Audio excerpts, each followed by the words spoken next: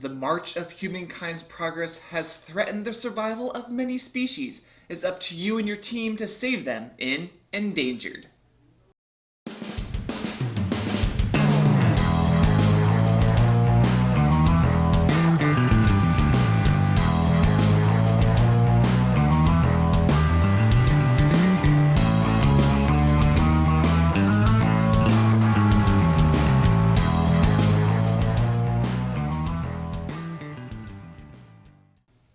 Welcome to Tantrum House Studio 3. I'm Sara Meadows. And I'm Kevin Delp. Endangered is a 2 to 5 player co-op board game by Grand Gamers Guild.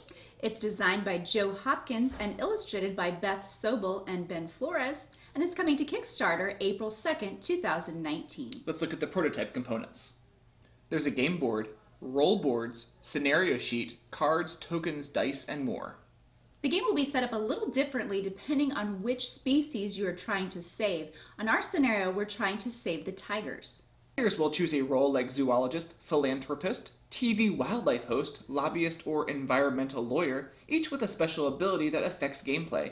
They'll receive all the cards and items that go with that role. Here's a quick overview of Endangered. There are 5 phases to your turn, and then once everyone has taken a turn, the round ends. Once you get to a certain number of rounds, a vote happens, and you'll need a certain number of yes votes to win the game. Let's look at each of the phases of a player's turn. The first phase of your turn is the action phase. You'll roll your action dice and then play them, one at a time, onto different cards to activate them, like getting more money or influencing an advisor. You have to place a higher value than the dice that are already on that card. Then comes the Offspring Phase. If there's at least one pair of tigers in the area, then you roll the offspring die. First, count the number of pairs and add 1. So here, 3 pairs plus 1 is 4. If you roll less than or equal to the target number, then you place a new tiger offspring next to one of the pairs and also move one of the mates 1 space away. Destruction phase is next. You pick a column or row that has at least one of the species, like 2, and roll the destruction die. You will place a deforestation tile on that spot that you rolled. If there is a tile on it already, then you place it adjacent, closer to the tigers. If there was a tiger on that spot, then the tiger is removed from the board. Phase 4 is the Impact Phase. Draw the top card from the Impact deck and do what it says, like losing animals or even revealing ambassadors. Some cards are persistent, like this one. When a tiger sighting card enters play, you'll lose an animal. The last phase of your turn is the Upkeep Phase, where you draw a new card and then pick a player to go next, who hasn't gone already that round. You'll keep playing round after round until you get to your first voting year, and hopefully by that point you've had enough yes votes accumulated. Each ambassador has a specific equation on how they'll give a yes vote. Like Mexico, you add up the player's money plus any influence cubes. If it's 12 or more, then it's a yes. China is looking at the number of animals in play plus influence cubes. Germany lets you roll 2 dice and take the greater result, and so on with all the ambassadors. And if you can get enough yes votes, you win.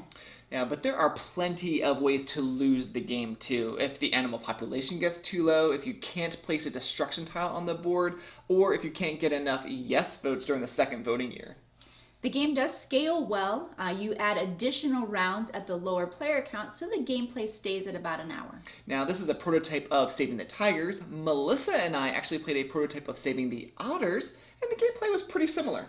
Yeah, there's some interesting decisions on your turn, not only where you place your dice on all of those action cards, but also where you place tigers, where they mate and have offspring, making sure that you don't get any pairs separated, and making sure that the destruction tiles don't cut off and make your population grow smaller. Yeah, and there's those impact cards too. Some of them are pretty nasty, and there's some persistent ones that you don't want get piled up, but there are some ways to get rid of them during the game.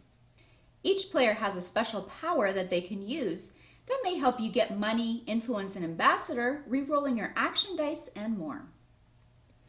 The illustrations work well with this game. You don't want it to be too cartoony since this is a serious topic. Beth Sobel and Ben Flores did a good job incorporating the right feeling into the art for this theme. The gameplay is pretty easy to grasp right away from the beginning. You roll your action dice to take your actions, and then you finish through with the other phases with the offspring and destruction tiles and impact. Yeah, but you have to remember that in order to play your cards, you actually have to play a die on the play the card card.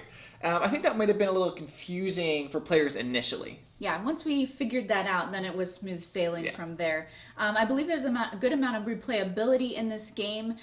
You have a pretty decent sized deck of cards for yourself personally, and you're probably not going to make it through that whole deck on your turn, and so you're not going to see all of those cards every game. Yeah, if you're looking for a new dice Euro game, you like co-op games, you like this theme, then check out Endangered from Grand Gamers Guild.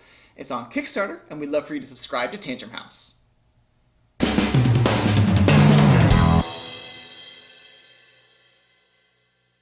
Hopefully you've gotten enough yes Boats? If you get some yes boats, I'd like to see them. I've got some good outtakes. Plus any influence cube. China is looking at the number of animals in play plus influence. I can't say influence.